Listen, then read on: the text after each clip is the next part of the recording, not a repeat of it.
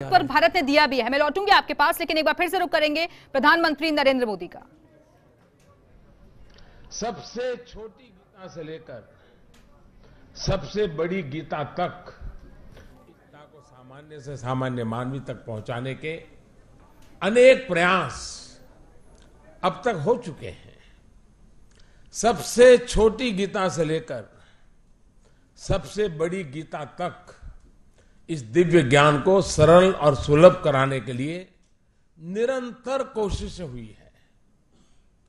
देश विदेश की अनेक भाषाओं में भगवत गीता का अनुवाद हो चुका है। साथियों, लोकमान्य बाल गंगाधर तिलक जी ने तो जेल में रह करके गीता रहस्य लिखा है।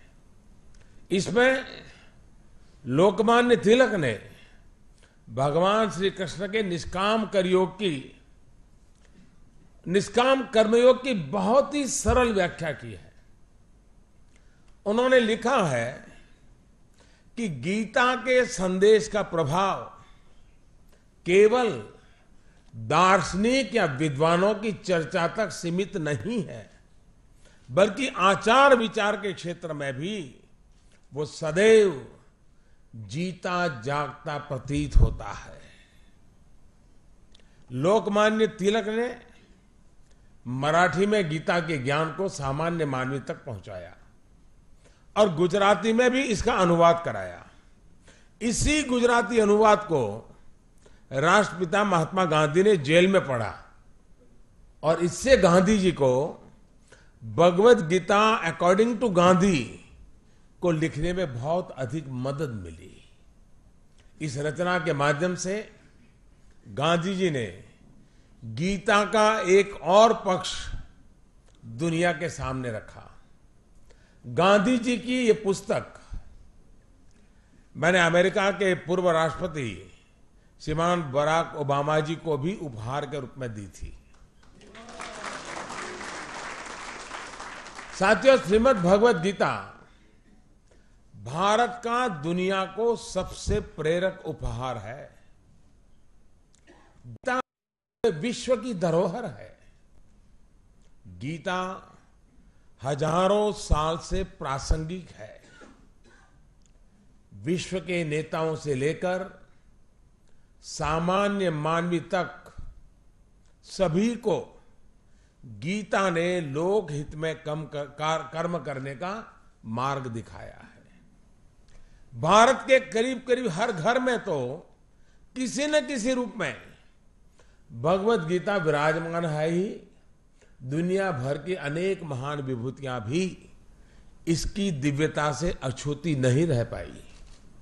ज्ञान से लेकर विज्ञान तक हर क्षेत्र के अनेक लोगों की प्रेरणा कुरुक्षेत्र के मैदान पर कही गई ये अमर वाणी है। साथियों, मशहूर जर्मन फिलोसोफर शोपेनहावर ने लिखा था, गीता और उपनिषद के अध्ययन से अधिक हितकर संपूर्ण विश्व में कोई अध्ययन नहीं है।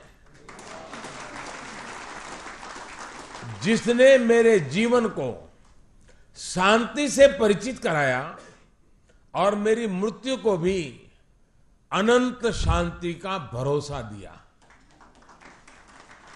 ये बातें उन्होंने उस दौर में कही जब हमारा देश गुलामी की बेड़ियों में जकड़ा हुआ था। हमारी संस्कृति, हमारी परंपरा को भी कुचलने के अनेक प्रयास किए जा रहे थे। भारतीय दर्शन को नीचा दिखाने के भरपूर प्रयास चल रहे थे।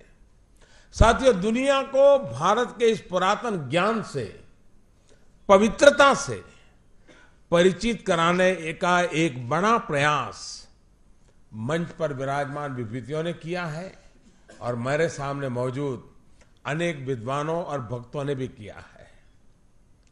श्रील भक्ति वेदांत स्वामी प्रभुपाद जी ने तो खुद को भगवत गीता